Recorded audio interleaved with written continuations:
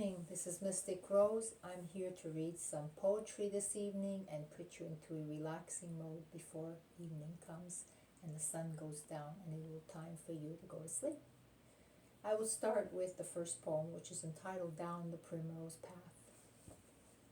My quote: in the dusting of the springtime, scented smiles of yesterday, lingering softly on my mind by this beautiful month of May. Tender petals, fresh, anew, fragrant perfume fills the air. In my garden, wedding venues, garland, crowns, and bands of gold. Wafting kisses, lacy skirts, by springtime fair. Enjoy the daisies, the marigolds, and the boutonnieres. Let the ghosts of winter sleep beneath the sweet magnolia tree. Fairies, maypole dancers, let them share garlands, ribbons, and tea-time laughter too. Flimsy shawls for evening walks, breezes barely there. Secrets shared in hushed tone whispers by the garden square. Watch the fairies dance around the thicket, forest patch. Fountain wishes and copper pennies, let your hopes renew. Paradise awaits us, dear, won't you come home too? Large peonies pink as roses, sweetly blossoming for you. Walk the pathway, view my flowers, soaked in morning dew. Let the memory lead you back, down the primrose path. And that is the end of the first poem. On to the next poem, Grand Canyon Moments. The quote is: yesterday's joys are never quite forgotten, for they live in our hearts. Same way memories of past loves remain nestled in our souls forever. Inside my yesterdays, I dip immersed in joys and sorrows. I can often relive the moments of my youthful tide with satisfaction and great pride.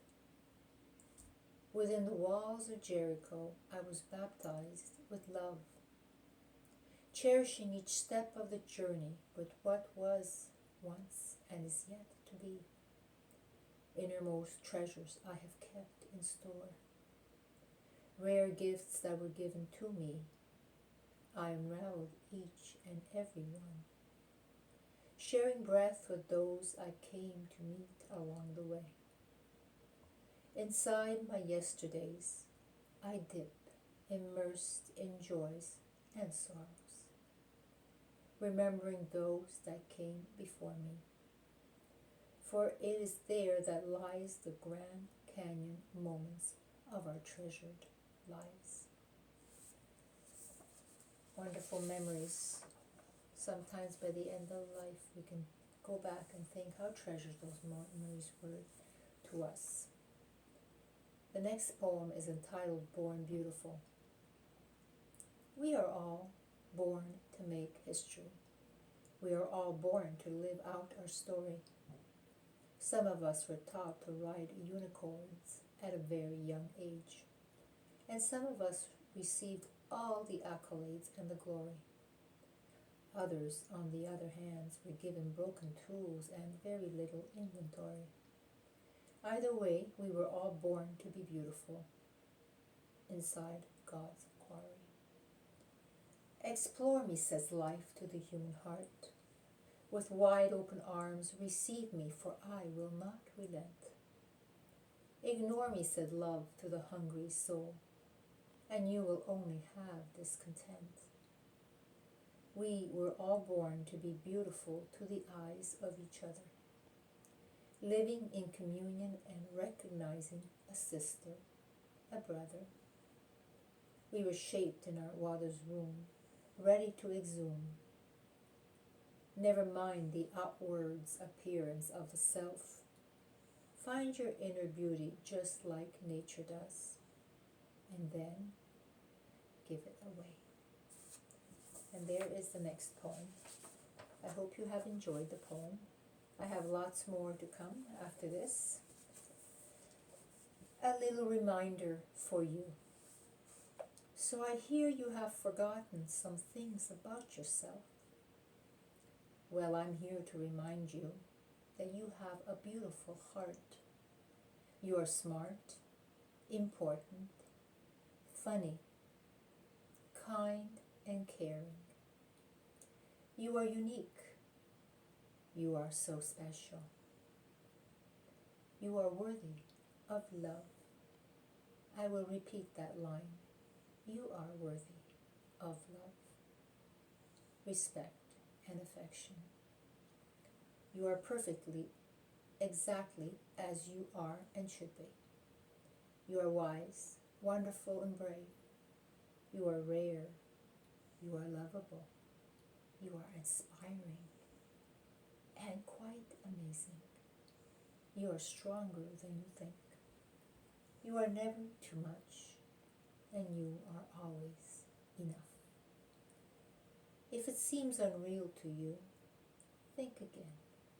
God only makes perfection, so you really are exactly who He made you out to be.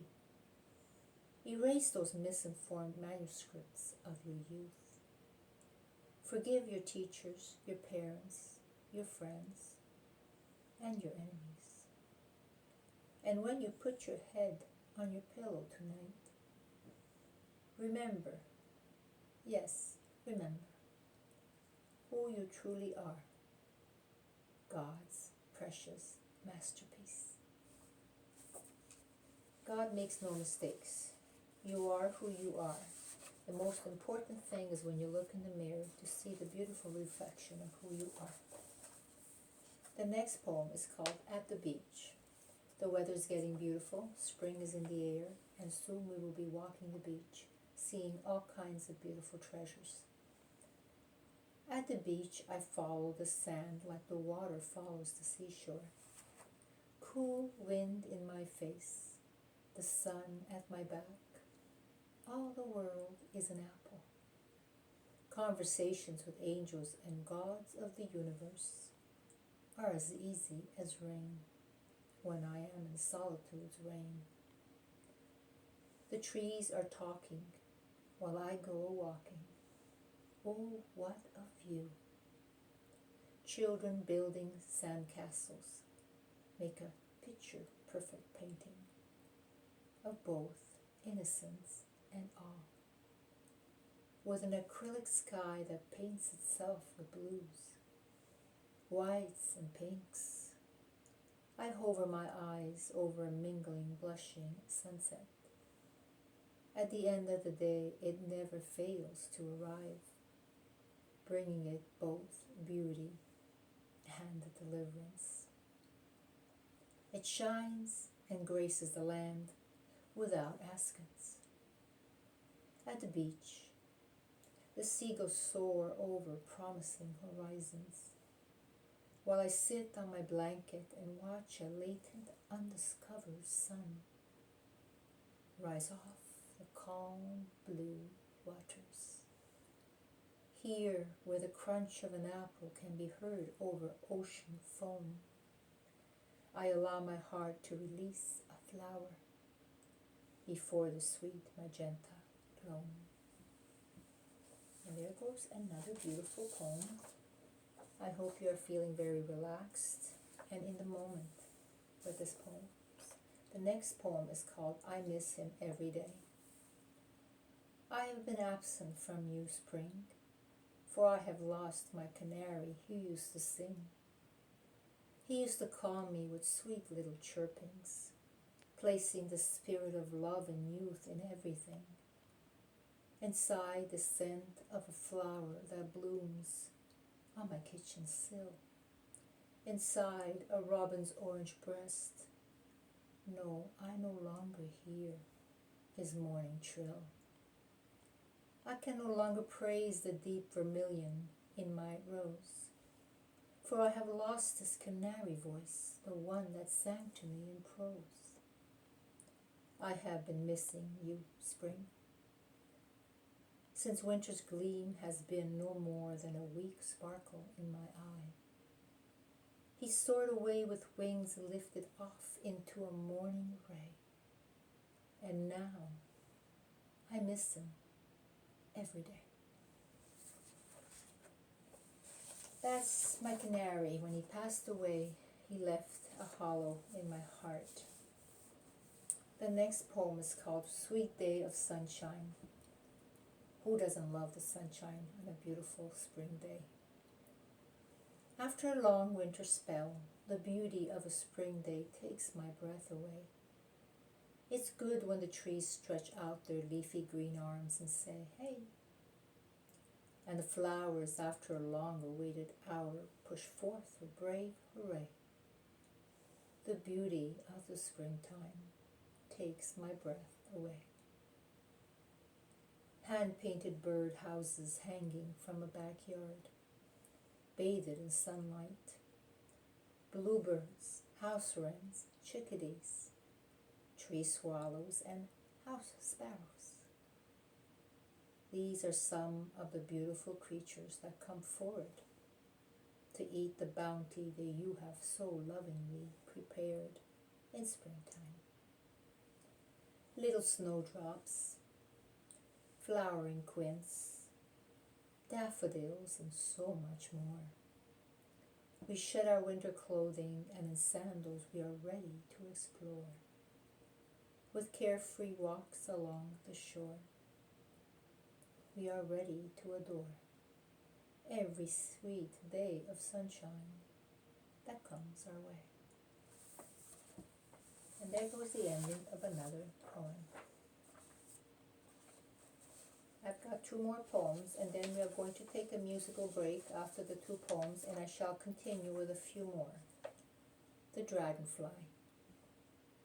Outside in the garden, an acrylic blue dragonfly takes my breath away. She is pinned on treated wood, a reminder of my mother's skillful hands. Many a morning I played with my tea set on a dew-filled grass, young blood racing through my veins as I carefully poured us tea for two. The cycle of nature is all about change and shifts, said my mother, placing a touch of electric blue on a dragonfly wing. Then she would add, may you find balance and kinship in all living things. She was an artist, you see. She saw things that other people didn't actually see. She would take me to the water's edge through weeds and twigs. We'd go by early morning, for she had checked her flight time calendar, and she was sure that this was the time for them to fly. I am old and gray now, and my mother is in heaven, painting fireflies with angel wings of robin egg blue, I'm sure. Though my memory goes hazy every now and then, I can always recall at will those blessed mornings when I poured out tea for two and watched my mother add a touch of golden brown upon a dragonfly of every hue. What a gift it is to be able to paint and create what nature has so willingly, lovingly bestowed, and we can replicate it with just a paintbrush and a canvas and a pair of eyes. I'm going to do one more poem.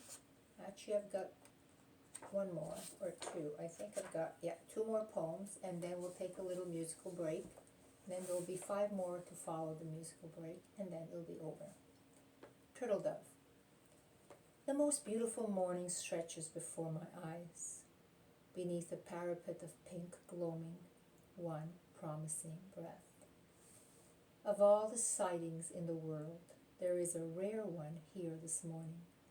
A turtle dove has landed on my window ledge, and I am privy to her charms. This is not my habitat, she coos sweetly. I answer her with honesty. It isn't mine either, sweet thing. The coffee smells good, and my dippy egg is boiled just right. I sense a new beginning and hold no reservation for tomorrow's hopes are perched safely on my shoulders. And somehow I am not afraid of what is to come. Heaven is not a pipe dream nor a mirage. From where I stand, God is having a giggle at the turtle dove and I. She pecks at the glass and then she flies away.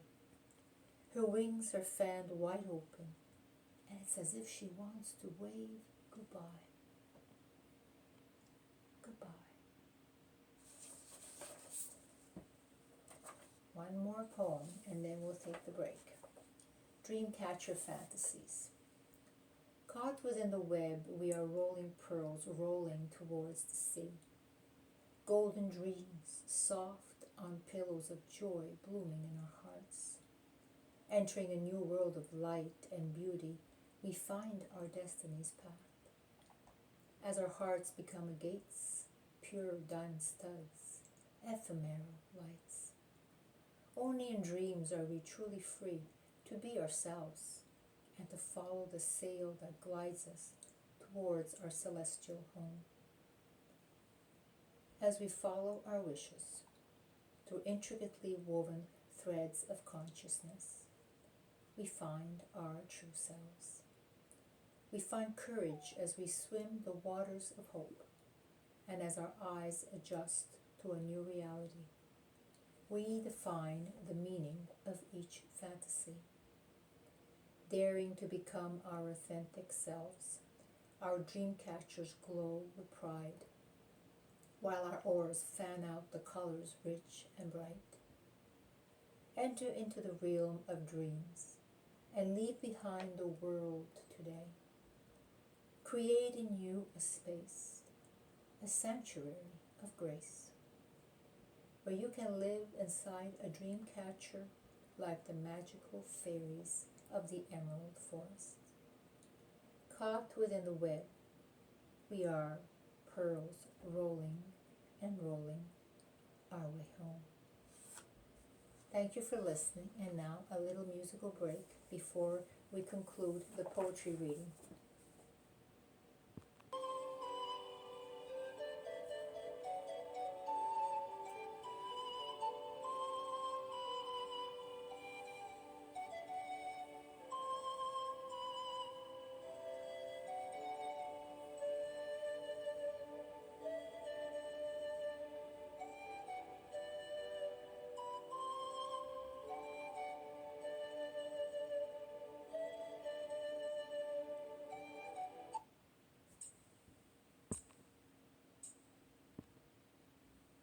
And we are back for the remaining poems. There's about 5 poems here, I believe, and then we are completing the poetry reading.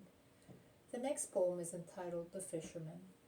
I know there must be lots of fisher people out there who love to fish. In the early morning, as the yawning sun lets out her first ray, 2 fishermen walk through the flooded bushes, searching for fish. Inside cooler waters, a silent lake says, "Take your time, take your time." The sun, slow at its highest point, drips with gold and continues to splay, while fish with their caudal fins and tails kick forward into refreshing waters, enjoying cool oxygen moments of grace before the water gets too hot.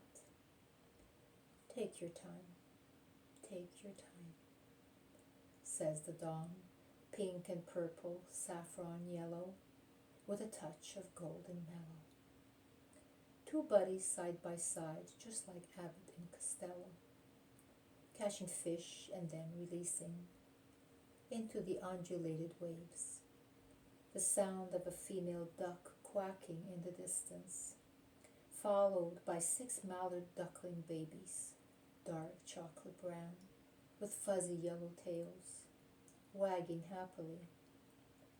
They appear to be saying, "Take your time, take your time." In the noonday sun, an open tackle box and an empty thermos. A passerby says, "Caught any fish yet?" And the fisherman smiles, "Not yet. They are just taking their time.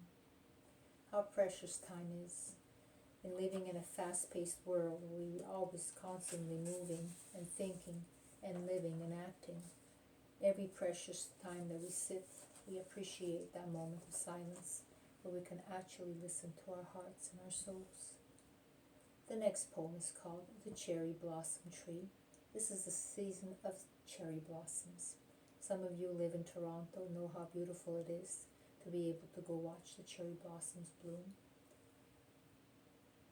Next to the cherry blossom tree, I see a solid winged bee, and through waves of pink and white, I fall in love with the night. While on that tree so full, the dawn draws close, and the winds stir so magnificently. I don't make a sound, no, I don't dare, not I. For the winds have carried me away to another place and time, back when love was young and truly mine.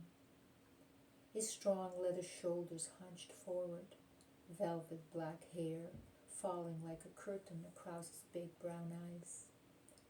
Here, take my hand, he said to me, and together we ducked beneath the cherry blossom trees. He was thinking about tomorrow. I was dreaming of our wedding day. Though many moons have passed, many suns, and many months of May, still when I walk beneath the cherry blossoms, I think of him. That memory will always stay. Next to the cherry blossom tree, I see a tumbling bumblebee, guarding the flowers while I admire the hour. Inhaling the heady scent of blooming flowers, I recall fondly the many things he said to me. Those were the sweetest moments of my life. Thank you for listening. These are special memories of when I first met my husband when I was very young, how we walked beneath the cherry blossom trees and just enjoyed the moment. Today they are still treasured in my heart forever. This one next was from a friend called Budgie McBudge. He's a friend of mine who lives in Australia. So this is more of a poetic meditation. So for this I will ask you to close your eyes and just listen to my voice and follow the instructions on the meditation. Here is my journey to a sacred place I call my own. I like to close my eyes and imagine my back up against a big oak tree. Feeling and hearing the wind on my face, I get comfortable as a door opens and a tree trunk allows me in. I begin to delve through the roots and move through them. This takes quite a while, for the roots run downwards endlessly, providing anchor for the tree in me. As I begin to descend, there is a sense of familiarity with whereabouts. Immersed in the roots, I suddenly find the door I am searching for. It is big enough for me to squeeze through, so I enter it, and there it is, my special place. Sitting once again with my back against the tree, I feel serenity sharing with the wind. There are fields of flowing grass dotted by a weeping willow next to a tiny brook. Hares and rabbits, owls and hawks. One day I even saw a red-tailed hawk sitting on a sturdy branch, watching me. To the far left of the forest, fully grown rowan trees sitting tall and proud up against the backdrop of a great big majestic mountain. After I have had my rest, it's time to make the journey back through the tiny door and climb up the roots until I reach the bigger doors of the tree trunk. I take a few moments to breathe deeply, then slowly I open my eyes. I am back in your world again. Amazing when we meditate how we can open up an entire world within us. And I have 2 more poems to recite, and then it will be the end of the poetry reading. The Tools of Life. Along the years I collected quite a few, some hardly used, others are still brand new. Some are so old I gave them a curfew. Pay homage to your experience, for it has taught you well.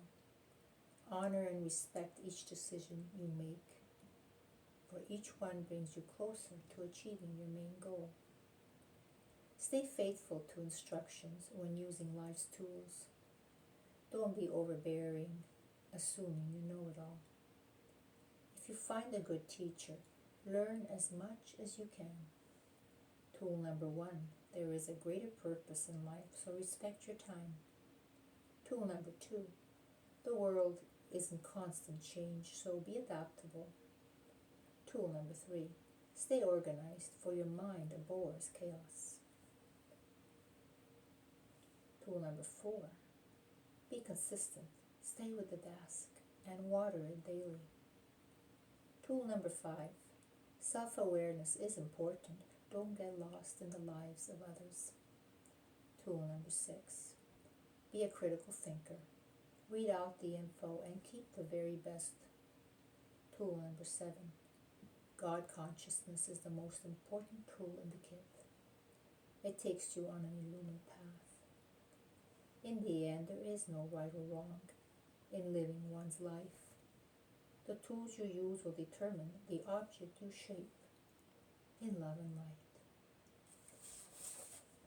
Walk your journey, walk it sure, knowing it's all up to you. And now, to end this poetry reading, I hope you have enjoyed every single one of the poems here available today. I will end the poetry reading with Laughing Angels. I believe they are around. I believe they are with you every day, whether you see them or not. We feel the effects of how they help us to guide us through our destiny. Laughing angels.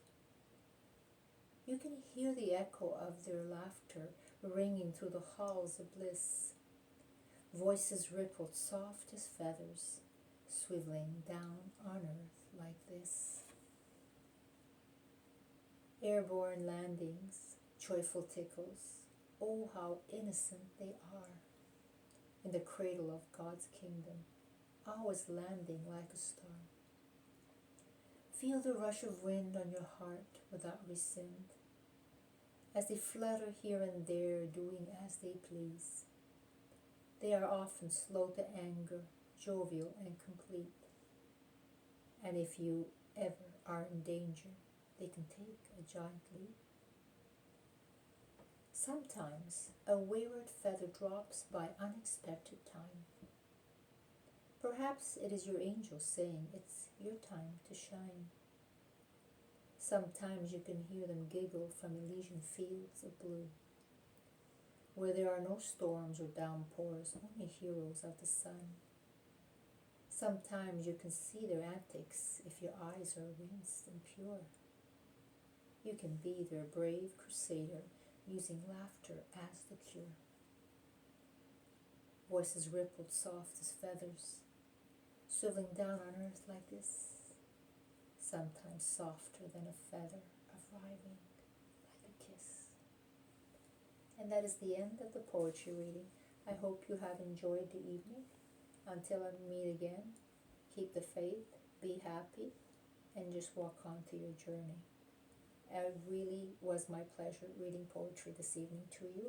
I hope you have enjoyed it. Have a wonderful evening. Good night, everyone.